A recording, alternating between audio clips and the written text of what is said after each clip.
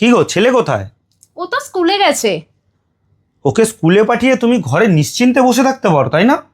হ্যাঁ, ও স্কুলে গেলে আমি কয়েক ঘন্টা একটু নিশ্চিন্তে থাকি। কিন্তু স্কুল থেকে ওকে আনার সময় অবশ্যই নিজে স্কুলে গিয়ে ওকে আনবে। কারুর হাতে বা কাউকে দিয়ে ওকে আনা করাবে না।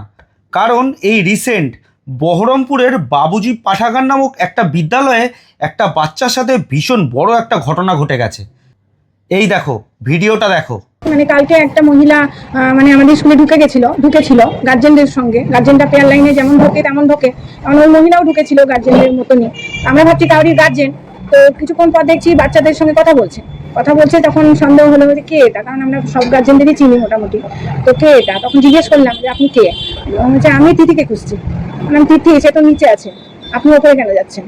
দিয়ে তখন বলছে যে ও আমি দেখিনি তিথিকে। দিয়ে আবার নিচে নামলো, তিথি বলে যে বাচ্চা মেয়েটা, তার সঙ্গে কথা বললো। আর তাকে একটা জিনিস দিল, একটা সাদা কাগজের মধ্যে একটা কিছু দিল। তারপরে দেওয়ার পর তারপরে আবার উনি আবার বাচ্চাটাকে জিজ্ঞেস করছিল যে তোর মা আসবে না বাবা আসবে নিতে। তখন বাচ্চাটা বললো আমার বাবা আসবে নিতে। তখন ও তোর মার সাথে দরকার ছিল, ঠিক আছে আমি বাইরেই দাঁড়াচ্ছি। দিয়ে উনি বাইরে যখন বেরালো, বাচ্চাটাকে জিজ্ঞেস করলাম যে কে এটা, তিথি চিনিস? বলছে না আমি তো চিনি না। হ্যাঁ, দিয়ে তারপর বলছে তাহলে কি দিল দেখি। তখন দেওয়ার পর আমাকে দেখালো, যে দেখছি যে ওখানে একটা টিপের পাতা একটা গার্ডার আছে। কারণ তাহলে চিনিস না এখন নিলি কেন জিনিসটা, আর কথাই বা বললি কেন, চিনিস না। দিয়ে আমি বাইরে বেরিয়ে এসে জিজ্ঞেস করলাম, মহিলাটা এখানেই দাঁড়িয়েছিল, যে আপনাকে তো তিথি চেনে না বলছে, আপনি বলছেন চেনে। ও ভুলে গেছে বাচ্চা, তো তাই ভুলে গেছে। মানে ও, আর আপনি যদি তিথির মার সাথে দরকার আছে বলছেন, যদি দরকার থাকে সেটা কিন্তু 3:30 বা 3:20 ছাড়া ওনারা আসবে না।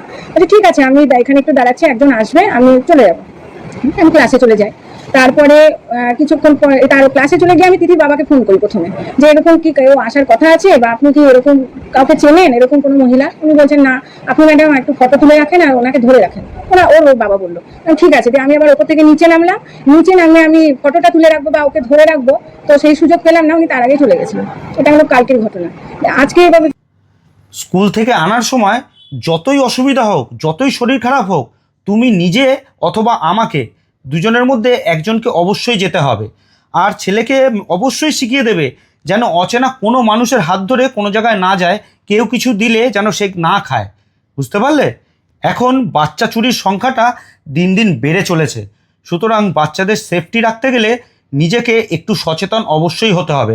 আর স্কুল কর্তৃপক্ষের সাথে অবশ্যই কথা বলতে হবে যে আমার ছেলের দায়িত্ব যেন আমাকে ছাড়া অন্য কারোর হাতে হ্যান্ডওভার না করে। বুঝতে পারলে?